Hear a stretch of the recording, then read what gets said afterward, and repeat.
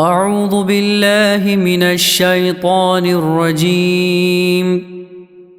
بسم الله الرحمن الرحيم.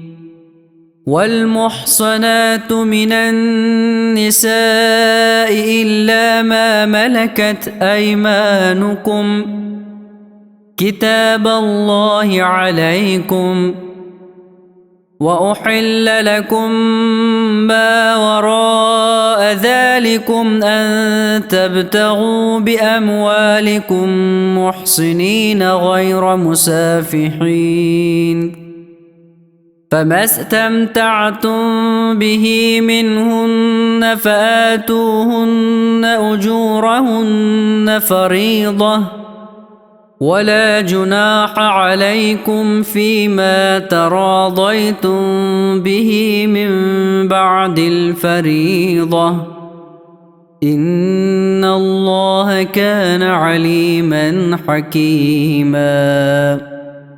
ومن لم يستطع منكم طولا أن ينكح المحصنات المؤمنات فمما ملكت أيمانكم من فتياتكم المؤمنات، والله أعلم بإيمانكم، بعضكم من بعض، فانكحوهن بإذن أهلهن وآتوهن أجورهن بالمعروف محصنات غير مسافحات ولا متخذات أخدان، فإذا أحصن فإن أتين بفاحشة فعليهن نصف ما على المحصنات من العذاب، ذلك لمن خشي العنة منكم، وأن تصبروا خير لكم، والله غفور رحيم. يريد الله ليبين لكم ويهديكم سنن الذين من قبلكم ويتوب عليكم، والله عليم حكيم. والله يريد أن يتوب عليكم ويريد الذين يتبعون الشهوات أن تميلوا ميلا عظيما. يريد الله أن يخفف عنكم، وخلق الإنسان ضعيفا. يا أيها الذين آمنوا لا تأكلوا أموالكم بينكم بالباطل إلا أن تكون تجارة عن تراض منكم، ولا تقتلوا أنفسكم، إن الله كان بكم رحيما. ومن يفعل ذلك عدوانا وظلما فسوف نصليه نارا، وكان ذلك على الله يسيرا. إن تجتنبوا كبائر ما تنهون عنه نكفر عنكم سيئاتكم وندخلكم مدخلا كريما. ولا تتمنوا ما فضل الله به بعضكم على بعض، للرجال نصيب مما اكتسبوا وللنساء نصيب مما اكتسبن، واسألوا الله من فضله، إن الله كان بكل شيء عليما. ولكل جعلنا موالي مما ترك الوالدان والأقربون والذين عقدت أيمانكم فآتوهم نصيبهم، إن الله كان على كل شيء شهيدا. الرجال قوامون على النساء بما فضل الله بعضهم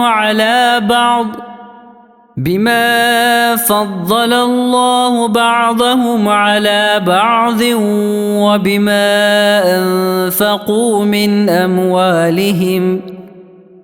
فالصالحات قانتات حافظات للغيب بما حفظ الله. واللاتي تخافون نشوزهن فعظوهن واهجروهن في المضاجع واضربوهن. فإن أطعنكم فلا تبغوا عليهن سبيلا، إن الله كان عليا كبيرا. وإن خفتم شقاق بينهما فابعثوا حكما من أهله وحكما من أهلها إن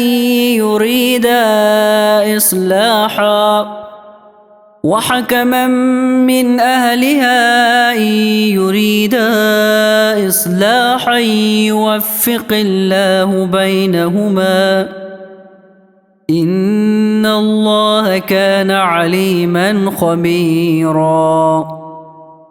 واعبدوا الله ولا تشركوا به شيئا، وبالوالدين إحسانا وبذي القربى واليتامى والمساكين والجار ذي القربى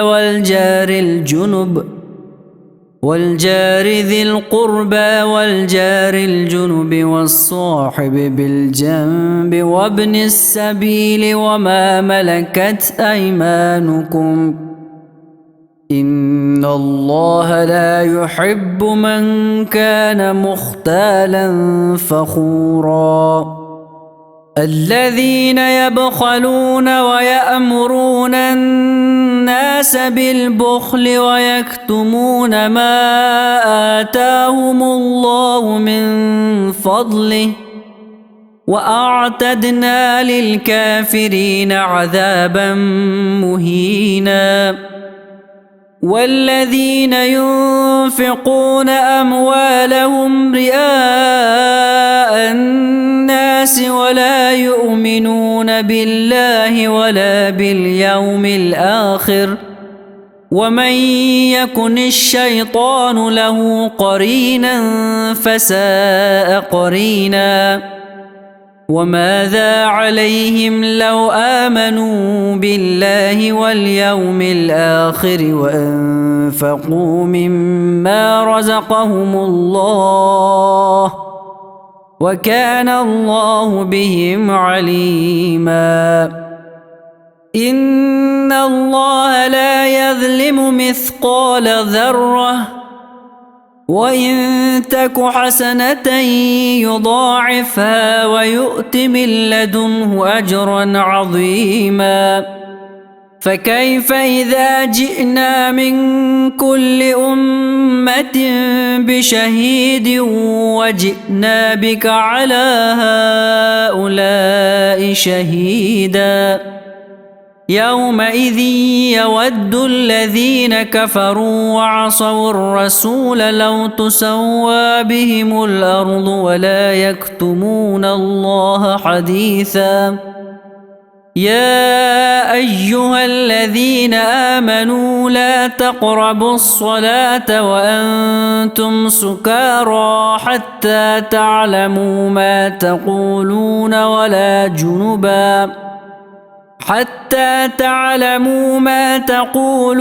ولا جنبا إلا عابري سبيل حتى تغتسلوا.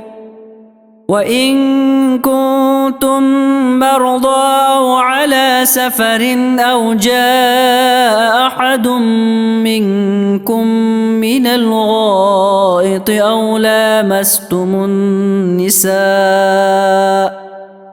أو لامستم النساء فلم تجدوا ماء فتيمموا صعيدا طيبا فامسحوا بوجوهكم وأيديكم إن الله كان عفوا غفورا. ألم تر إلى الذين أوتوا نصيبا من الكتاب يشترون الضلالة ويريدون أن تضلوا السبيل والله أعلم بأعدائكم وكفى بالله وليا وكفى بالله نصيرا. من الذين هادوا يحرفون الكلم عن مواضعه ويقولون سمعنا وعصينا واسمع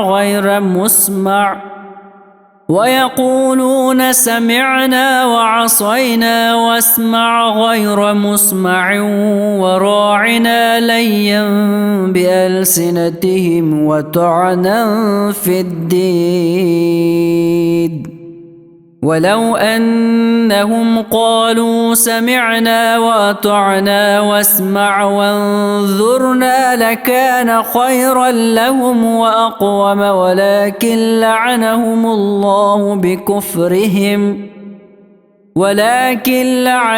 الله بكفرهم فلا يؤمنون إلا قليلا. يا أيها الذين أوتوا الكتاب آمنوا بما نزلنا مصدقا لما معكم من قبل أن نطمس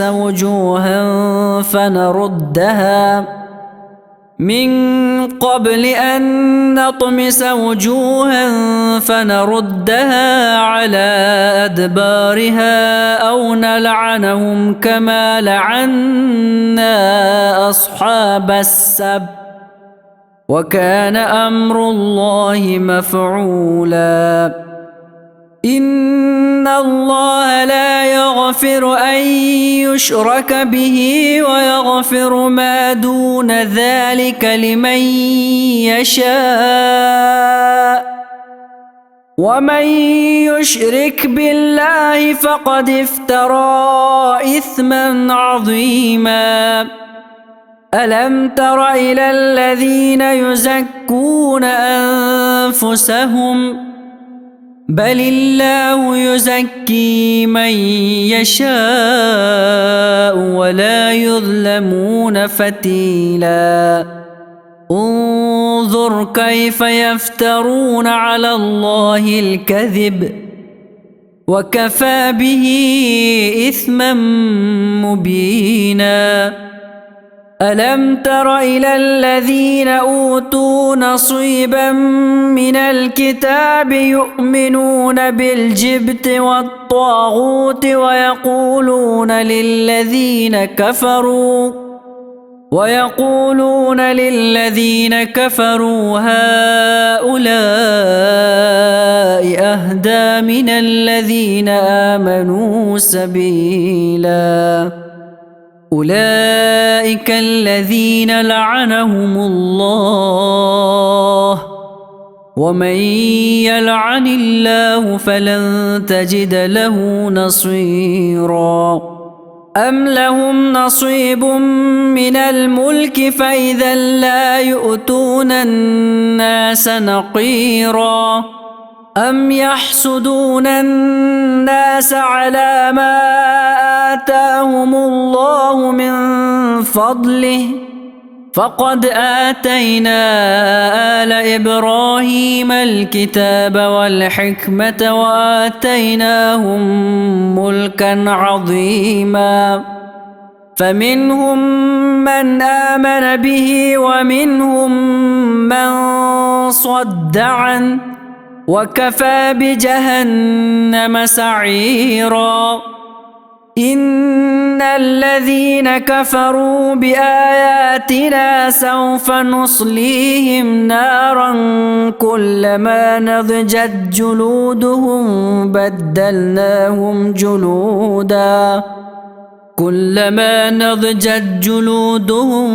بدلناهم جلودا غيرها ليذوقوا العذاب إن الله كان عزيزا حكيما. والذين آمنوا وعملوا الصالحات سندخلهم جنات تجري من تحتها الأنهار خالدين فيها أبدا لهم فيها أزواج مطهرة وندخلهم ظلا ظليلا.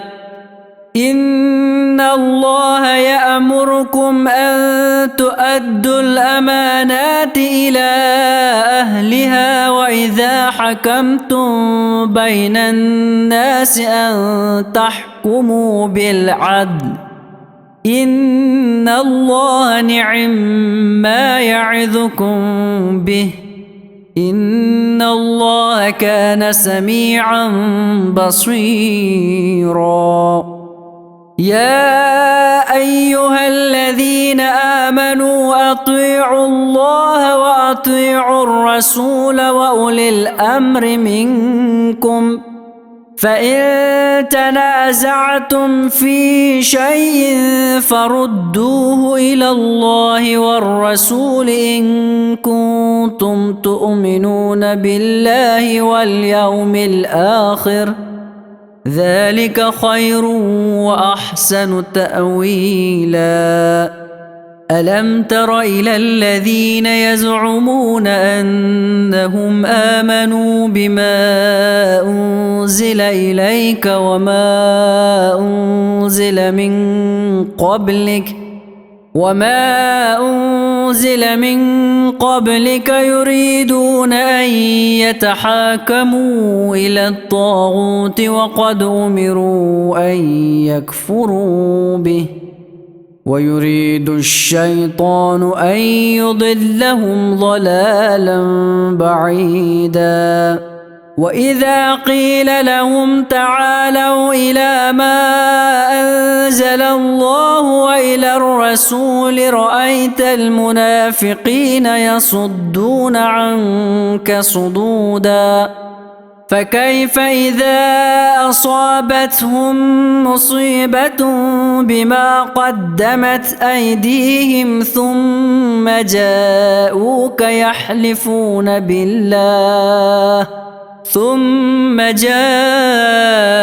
يحلفون بالله إن أردنا إلا إحسانا وتوفيقا. أولئك الذين يعلم الله ما في قلوبهم فأعرض عنهم وعظهم وقل لهم في أنفسهم قولا بليغا. وما أرسلنا من رسول إلا ليطاع بإذن الله ولو أنهم إذ ظلموا أنفسهم جاءوك فاستغفروا الله واستغفر لهم الرسول لوجدوا الله توابا رحيما. فلا وربك لا يؤمنون حتى يحكموك فيما شجر بينهم ثم لا يجدوا في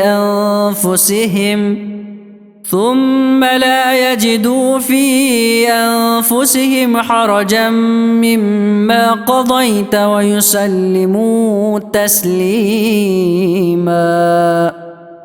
ولو أنا كتبنا عليهم أن اقتلوا أنفسكم أو اخرجوا من دياركم ما فعلوه إلا قليل منهم ولو أنهم فعلوا ما يوعظون به لكان خيرا لهم وأشد تثبيتا وإذا لآتيناهم من لدنا أجرا عظيما ولهديناهم صراطا مستقيما ومن يطع الله والرسول فأولئك مع الذين أنعم الله عليهم من النبيين والصديقين والشهداء والصالحين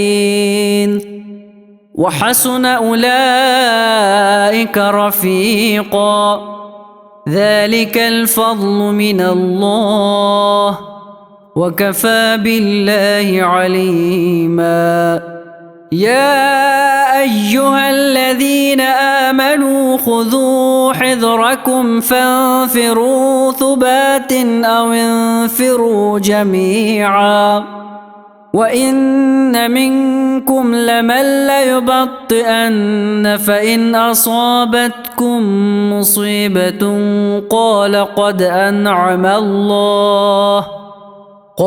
قد أنعم الله علي إذ لم أكن معهم شهيدا ولئن أصابكم فضل من الله ليقولن كأن لم تكن بينكم وبينه مودة يا ليتني كنت معكم فأفوز فوزا عظيما فليقاتل في سبيل الله الذين يشرون الحياة الدنيا بالآخرة ومن يقاتل في سبيل الله فيقتل أو يغلب فسوف نؤتيه أجرا عظيما وما لكم لا تقاتلون في سبيل الله والمستضعفين من الرجال والنساء والولدان الذين يقولون ربنا أخرجنا من هذه القرية الظالم أهلها واجعل لنا من لدنك وليا واجعل لنا من لدنك نصيرا الذين آمنوا يقاتلون في سبيل الله والذين كفروا يقاتلون في سبيل الطاغوت فقاتلوا أولياء الشيطان إن كيد الشيطان كان ضعيفا ألم تر إلى الذين قيل لهم كفوا أيديكم وأقيموا الصلاة وآتوا الزكاة فلما كتب عليهم القتال إذا فريق منهم يخشون الناس كخشية الله أو أشد خشية وقالوا ربنا لم كتبت علينا القتال لولا أخرتنا إلى أجل قريب قل متاع الدنيا قليل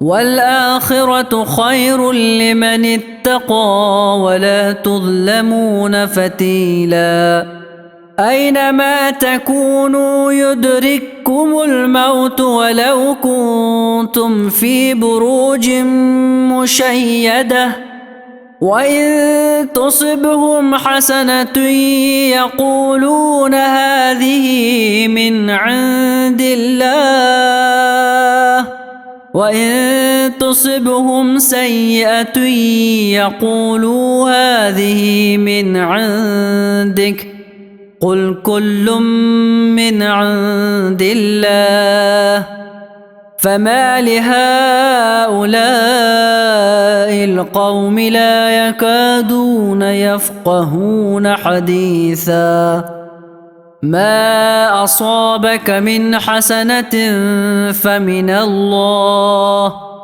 وما أصابك من سيئة فمن نفسك وأرسلناك للناس رسولا وكفى بالله شهيدا من يطع الرسول فقد أطاع الله ومن تولى فما أرسلناك عليهم حفيظا ويقولون طاعة فإذا برزوا من عندك بيت طائفة منهم غير الذي تقول والله يكتب ما يبيتون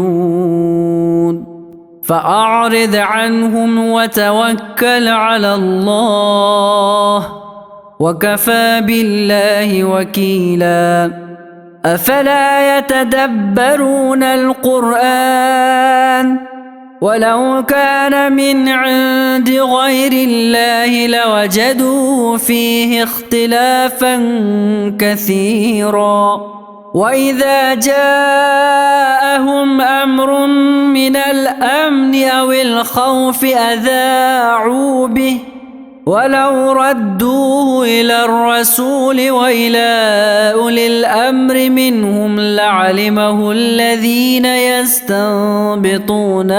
منهم ولولا فضل الله عليكم ورحمته لاتبعتم الشيطان إلا قليلا فقاتل في سبيل الله لا تكلف إلا نفسك وحرض المؤمنين عسى الله أن يكف بأس الذين كفروا والله أشد بأسا وأشد تنكيلا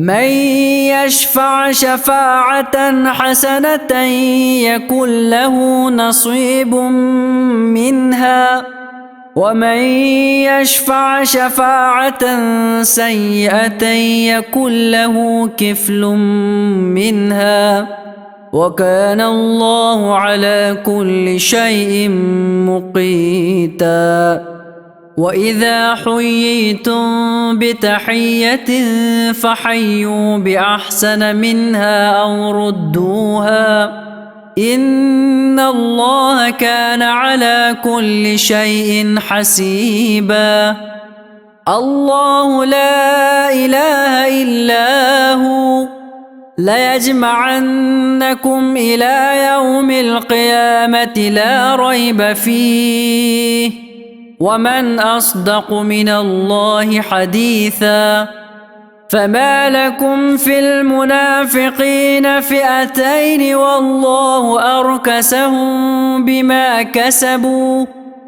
أتريدون أن تهدوا من أضل الله ومن يضلل الله فلن تجد له سبيلا ودوا لو تكفرون كما كفروا فتكونون سواء فلا تتخذوا منهم أولياء حتى يهاجروا في سبيل الله فإن تولوا فخذوهم واقتلوهم حيث وجدتموهم ولا تتخذوا منهم وليا ولا نصيرا إلا الذين يصلون إلى قوم بينكم وبينهم ميثاق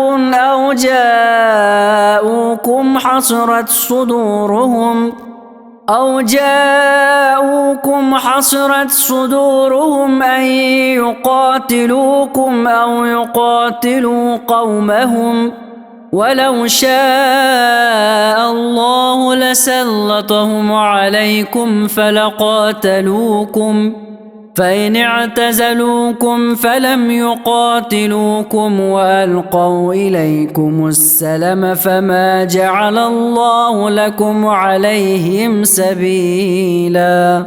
ستجدون آخرين يريدون أن يأمنوكم ويأمنوا قومهم كلما ردوا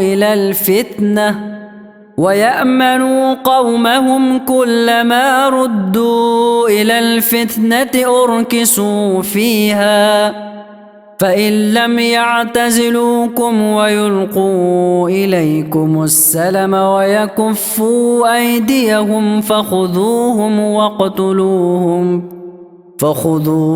واقتلوهم حيث ثقفتموهم، وأولئكم جعلنا لكم عليهم سلطانا مبينا. وما كان لمؤمن أن يقتل مؤمنا إلا خطأ، ومن قتل مؤمنا خطأ فتحرير رقبة مؤمنة ودية مسلمة إلى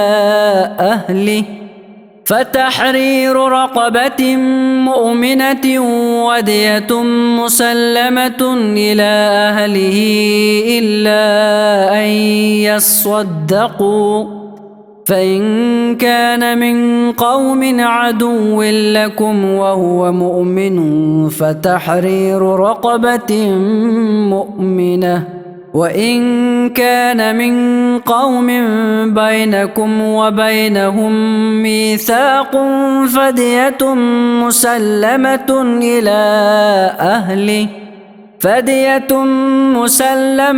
إلى أهله وتحرير رقبة مؤمنة، فمن لم يجد فصيام شهرين متتابعين توبة من الله، وكان الله عليما حكيما. ومن يقتل مؤمنا متعمدا فجزاؤه جهنم خالدا فيها وغضب الله عليه ولعنه وأعد له عذابا عظيما. يا أيها الذين آمنوا إذا ضربتم في سبيل الله فتبينوا ولا تقولوا لمن ألقى إليكم السلام لست مؤمنا تبتغون عرض الحياة الدنيا فعند الله مغانم كثيرة، كذلك كنتم من قبل فمن الله عليكم فتبينوا، إن الله كان بما تعملون خبيرا. لا يستوي القاعدون من المؤمنين غير أولي الضرر والمجاهدون في سبيل الله بأموالهم وأنفسهم، فضل الله المجاهدين بأموالهم وأنفسهم على القاعدين درجة، وكلا وعد الله الحسنى، وفضل الله المجاهدين على القاعدين أجرا عظيما، درجات منه ومغفرة ورحمة، وكان الله غفورا رحيما. إن الذين توفاهم الملائكة ظالمي أنفسهم قالوا فيم كنتم؟ قالوا كنا مستضعفين في الأرض. قالوا ألم تكن أرض الله واسعة فتهاجروا فيها، فأولئك مأواهم جهنم وساءت مصيرا. إلا المستضعفين من الرجال والنساء والولدان لا يستطيعون حيلة ولا يهتدون سبيلا، فأولئك عسى الله أن يعفو عنهم، وكان الله عفوا غفورا. ومن يهاجر في سبيل الله يجد في الأرض مراغما كثيرا وسعة، ومن يخرج من بيته مهاجرا إلى الله ورسوله ثم يدركه الموت فقد وقع أجره على الله، وكان الله غفورا رحيما. وإذا ضربتم في الأرض فليس عليكم جناح أن تقصروا من الصلاة إن خفتم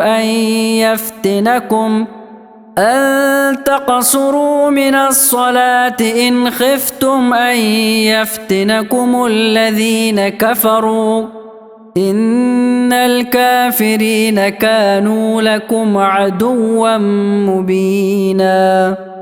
وإذا كنت فيهم فأقمت لهم الصلاة فلتقم طائفة منهم معك وليأخذوا أسلحتهم، فإذا سجدوا فليكونوا من ورائكم ولتأت طائفة أخرى لم يصلوا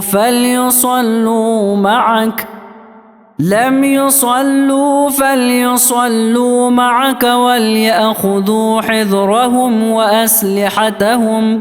ود الذين كفروا لو تغفلون عن أسلحتكم وأمتعتكم فيميلون عليكم ميلة واحدة، ولا جناح عليكم إن كان بكم أذى من مطر أو كنتم مرضى أن تضعوا أسلحتكم وخذوا حذركم، إن الله أعد للكافرين عذابا مهينا. فإذا قضيتم الصلاة فاذكروا الله قياما وقعودا وعلى جنوبكم، فإذا اطمأننتم فأقيموا الصلاة، إن الصلاة كانت على المؤمنين كتابا موقوتا. ولا تهنوا في ابتغاء القوم، إن تكونوا تألمون فإنهم يألمون كما تألمون، وترجون من الله ما لا يرجون، وكان الله عليما حكيما.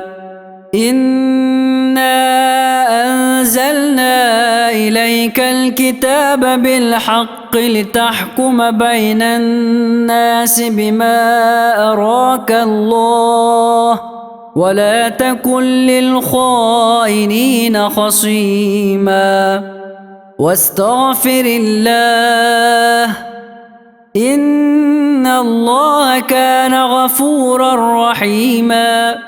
ولا تجادل عن الذين يختانون أنفسهم، إن الله لا يحب من كان خوانا أثيما. يستخفون من الناس ولا يستخفون من الله وهو معهم إذ يبيتون ما لا يرضى من القول، وكان الله بما يعملون محيطا.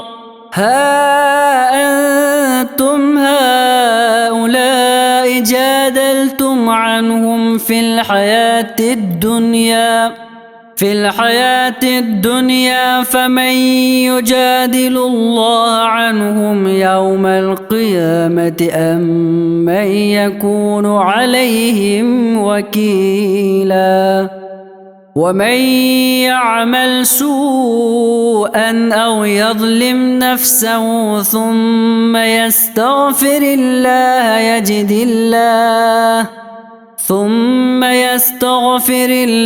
يجد الله غفورا رحيما ومن يكسب إثما فإنما يكسبه على نفسه وكان الله عليما حكيما ومن يكسب خطيئة أو إثما ثم يرم به بريئا فقد احتمل بهتانا وإثما مبينا ولولا فضل الله عليك ورحمته لهمت طائفة منهم أن يضلوك وما يضلون إلا أنفسهم وما يضرونك من شيء وأنزل الله عليك الكتاب والحكمة وعلمك ما لم تكن تعلم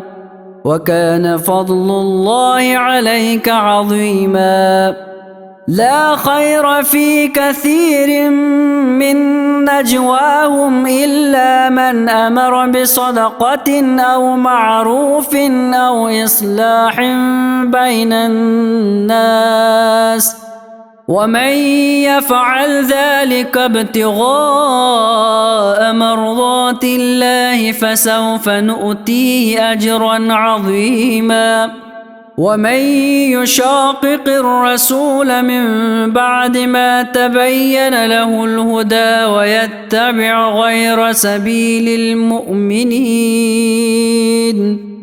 ويتبع غير سبيل المؤمنين نوله ما تولى ونصله جهنم وساءت مصيرا إن الله لا يغفر أن يشرك به ويغفر ما دون ذلك لمن يشاء ومن يشرك بالله فقد ضل ضلالا بعيدا إن يدعون من دونه إلا إناثا وإن يدعون إلا شيطانا مريدا لعنه الله وقال لأتخذن من عبادك نصيبا مفروضا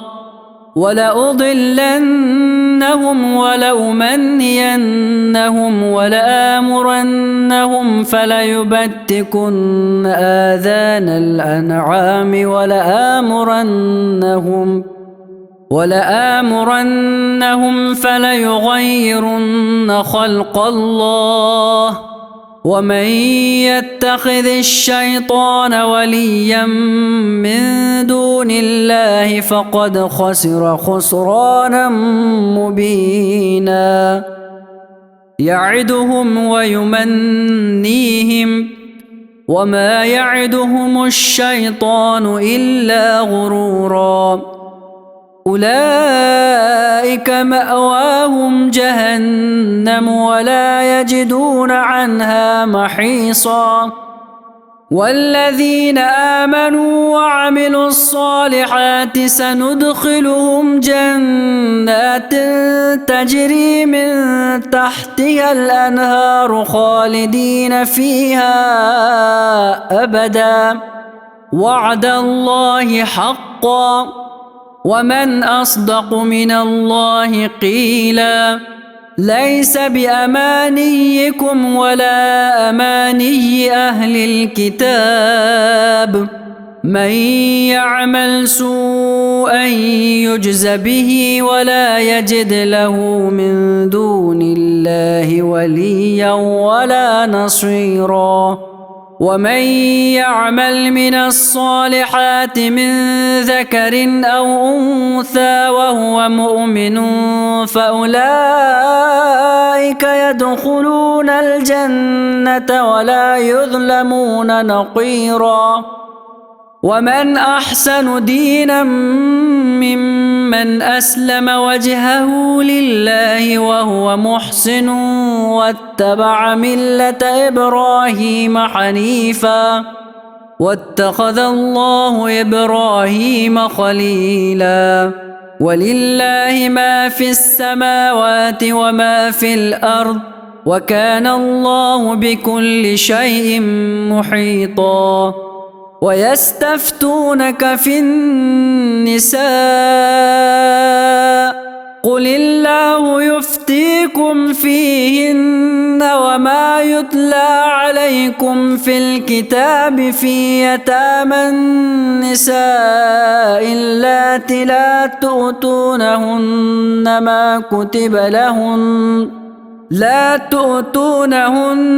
ما كتب لهن وترغبون أن تنكحوهن والمستضعفين من الولدان وأن تقوموا لليتامى بالقسط وما تفعلوا من خير فإن الله كان به عليما. وإن امرأة خافت من بعلها نشوزا أو إعراضا فلا جناح عليهما أن يصلحا بينهما صلحا والصلح خير. وأحضرت الأنفس الشح وإن تحسنوا وتتقوا فإن الله كان بما تعملون خبيرا. ولن تستطيعوا أن تعدلوا بين النساء ولو حرصتم فلا تميلوا كل الميل فتذروها كالمعلقة. وإن تصلحوا وتتقوا فإن الله كان غفورا رحيما. وإن يتفرقا يغن الله كلا من سعته وكان الله واسعا حكيما. ولله ما في السماوات وما في الأرض ولقد وصينا الذين أوتوا الكتاب من قبلكم وإياكم أن اتقوا الله وإن تكفروا فإن لله ما في السماوات وما في الأرض وكان الله غنيا حميدا. ولله ما في السماوات وما في الأرض وكفى بالله وكيلا. إن يشأ يذهبكم أيها الناس ويأت بآخرين وكان الله على ذلك قديرا. من كان يريد ثواب الدنيا فعند الله ثواب الدنيا والآخرة وكان الله سميعا بصيرا. يا أيها الذين آمنوا كونوا قوامين بالقسط شهداء لله ولو على أنفسكم أو الوالدين والأقربين إن يكن غنيا أو فقيرا فالله أولى بهما فلا تتبعوا الهوى أن تعدلوا وإن تلووا أو تعرضوا فإن الله كان بما تعملون خبيرا. يا أيها الذين آمنوا بالله ورسوله والكتاب الذي نزل على رسوله والكتاب الذي أنزل من قبل ومن يكفر بالله وملائكته وكتبه ورسله واليوم الآخر فقد ضل ضلالا بعيدا إن الذين آمنوا ثم كفروا ثم آمنوا ثم كفروا ثم ازدادوا كفرا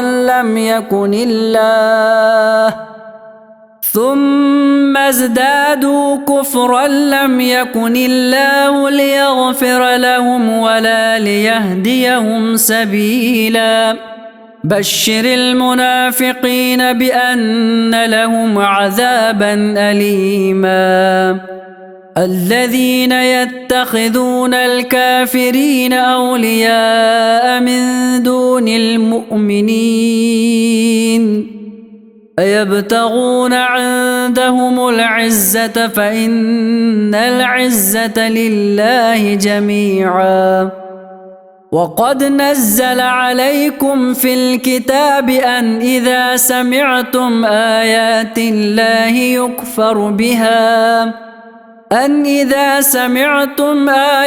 الله يكفر بها ويستهزأ بها فلا تقعدوا معهم حتى يخوضوا في حديث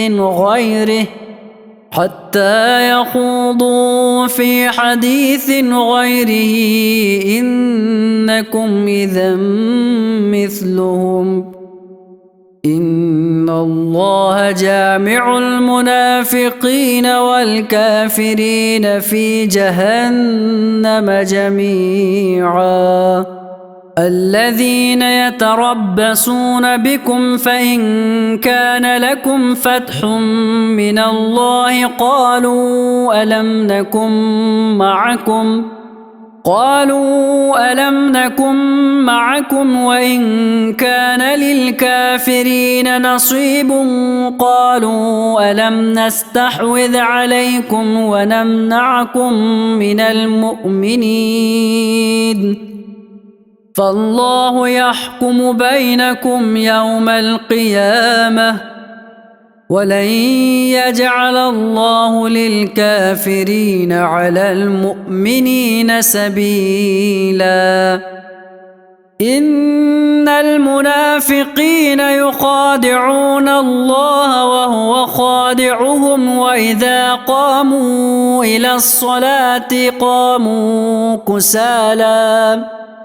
وإذا قاموا إلى الصلاة قاموا كسالى يراءون الناس ولا يذكرون الله إلا قليلا مذبذبين بين ذلك لا إله هؤلاء ولا إله هؤلاء ومن يضلل الله فلن تجد له سبيلا يا أيها الذين آمنوا لا تتخذوا الكافرين أولياء من دون المؤمنين أتريدون أن تجعلوا لله عليكم سلطانا مبينا إن المنافقين في الدرك الأسفل من النار ولن تجد لهم نصيرا إلا الذين تابوا وأصلحوا واعتصموا بالله